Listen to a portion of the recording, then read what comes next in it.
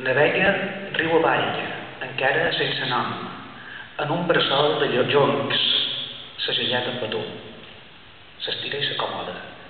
Frueix el seu nou úter pixant-se a sobre el temps que adormit fa la pipa. El nadó et sent acrotxat i somia amb mugrons de llet i picabable. Encara no ha pensat en el canvi de riu, ni sap prou metafísica per esbrinar el destí del seu viatge cíclic. L'ha fet tantes banyades.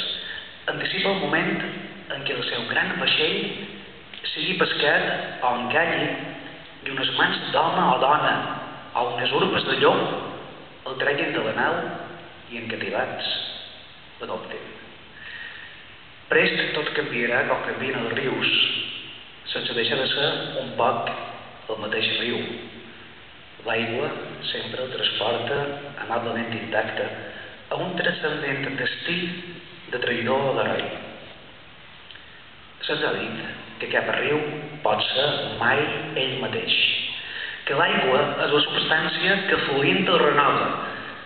Cap riu no és ell mateix, tampoc no ho són els somnis, ni els que en ella caminen, però s'assemblen tant. Tindrà una casa nova, tindrà també un nom nou. Ha tingut ja tants noms.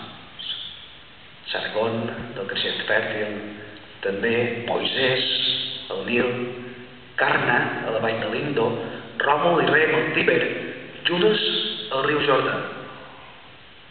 Cap riu no és ni ell mateix, diuen els que n'entenen. Però no és el riu també, la ribera immutable. No és tan riu el meandre com el gorg o el salt d'aigua. No són el riu les fonts, tampoc no és el delta. Cap riu no és ni ell mateix. Però m'estimo més pensar que, malgrat tot, dins dels mateixos rius, en tots i cada un d'ells, hi navega una història amb un fràgil vaixell i que ve cap a casa. Un poema